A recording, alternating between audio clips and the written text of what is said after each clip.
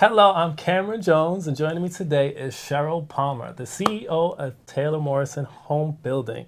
Thank you for being here, Sheryl. Of course, my pleasure. Before we begin, I have to say this is such a great topic to be talking about. We'll get to that in a second. About home building, because as a millennial like myself, I want to buy property. Good. I want to invest. I'm so glad to hear that. But it's expensive. In New York. It's a commitment. That's true. And it takes a really good focus. So first, tell us a little bit about Taylor Morrison for those who don't know. So thank you. Taylor Morrison is a community developer and home builder. We build in a number of states across the U.S. Generally, we focus in on those sun states.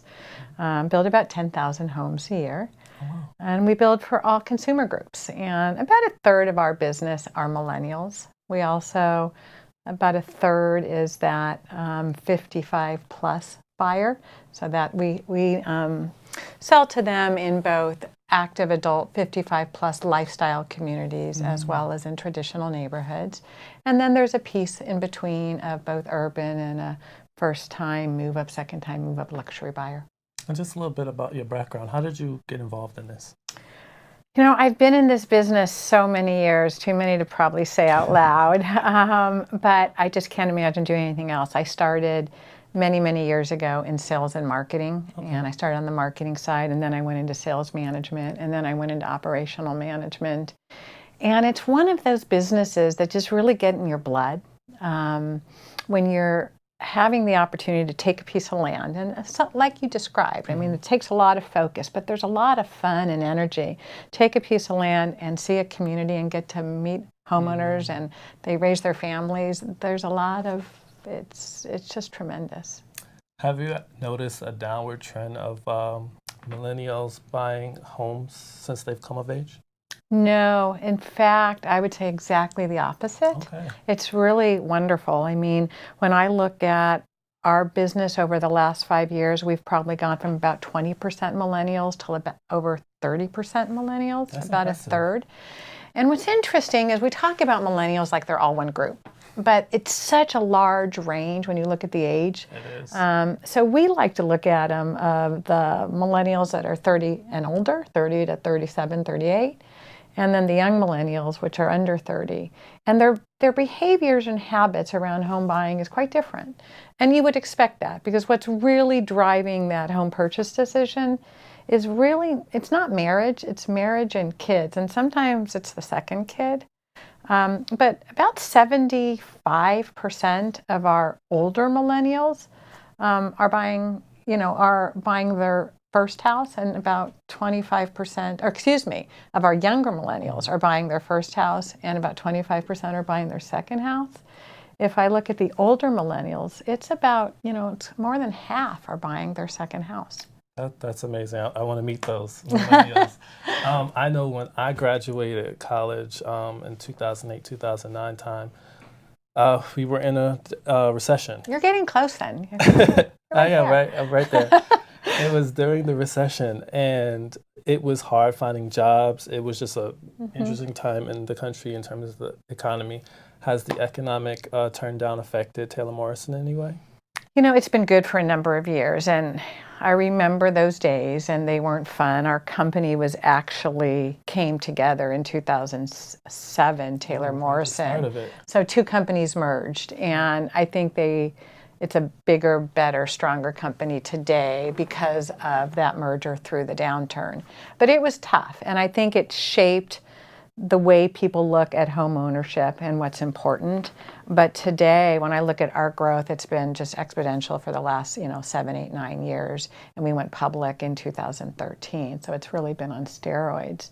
But I think it has informed the way the consumer, and once again, if you think about the millennials, I think they want the house. We're finding that very much. They want the house, they want the backyard. It's just they want it at the right time in their life. That's so true.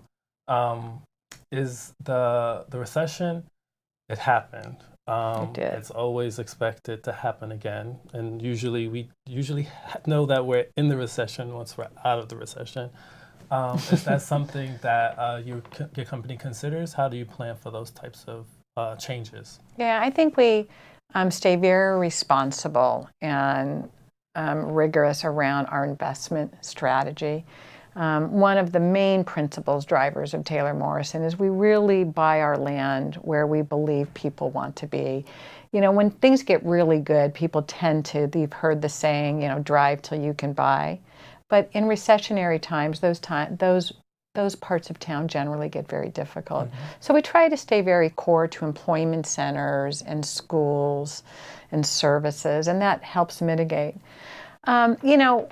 Absolutely, this is a cyclical industry, and in time we know something will happen. But I think we got a long time. I mean, even though this is probably the longest return on recorded history when I look at the growth, we haven't come back to where we were, and we're still underbuilding on household formation. So we're continuing to build on the need, and we haven't even come close to serving the demand that's out there. So on a macro level, things can happen. I'm actually feeling pretty positive that the next recession is not going to be led in by home building. And I think the industry's learned a lot. I think we're much more responsible around the way we develop and the way we push prices, mm-hmm. the things that kind of got us in trouble last time.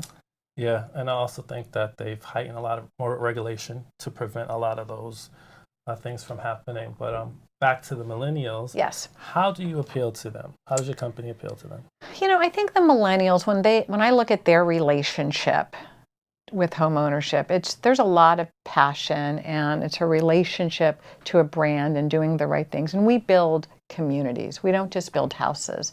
And I think those communities stand for a lot of the things that are important to millennials. What's been really interesting for us, and I'll be honest, early on, we didn't even fully understand it, is we convert those millennials probably 2 to 3 to 1 of any other consumer group. They spend time on our website. They learn about the communities. They learn about our participation in not just the communities we build, but the bigger community and what Taylor Morrison stands for.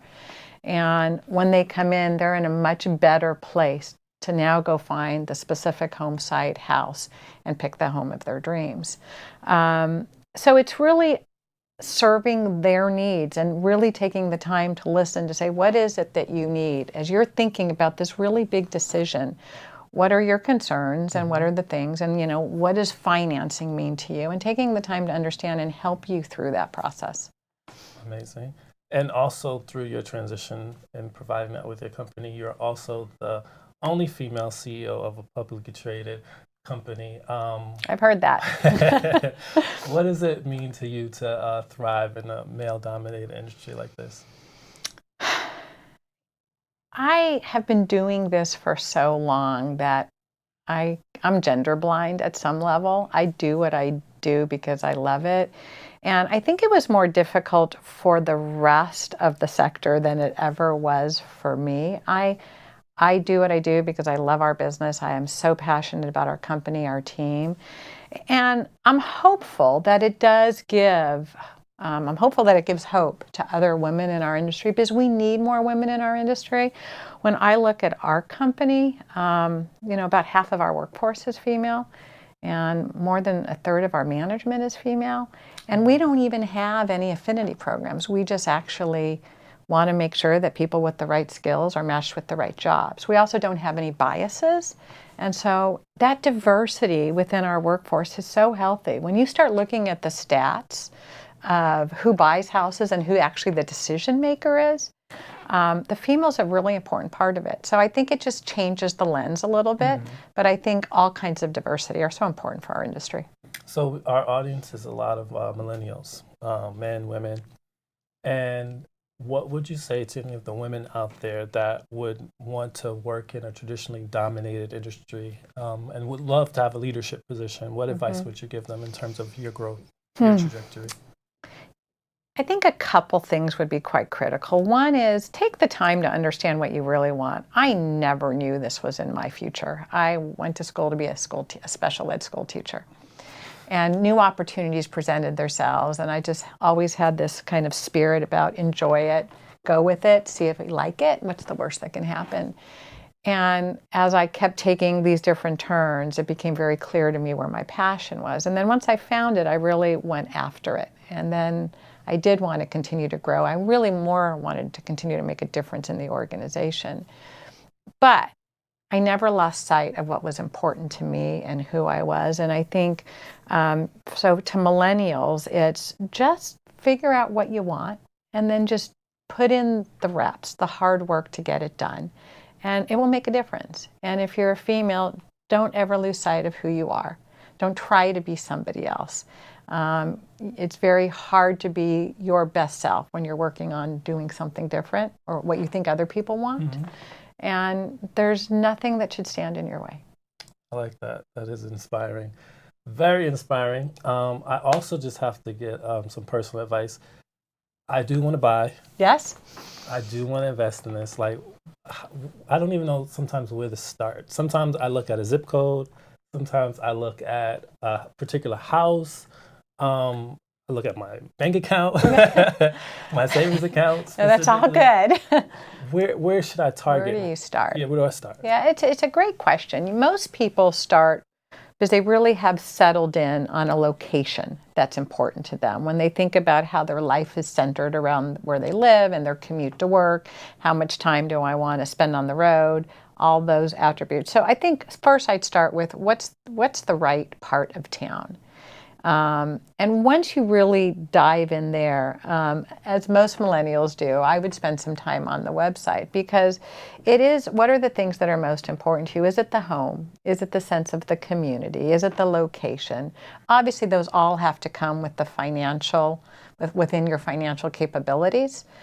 So the more you know what you're looking for, then when you're in the process and you start looking at new houses, lean on the experts and make sure you have real trust in them because the right person can really help you through this process. I wish I was building here in New York and we would just get you hooked up. I have to look at some places where you are currently. We can get you out to Arizona or Florida, Texas, all over the country. Start an early retirement plan. I like this. Perfect. Thank you for joining us, Cheryl. Thank you. Such a pleasure. Thank you.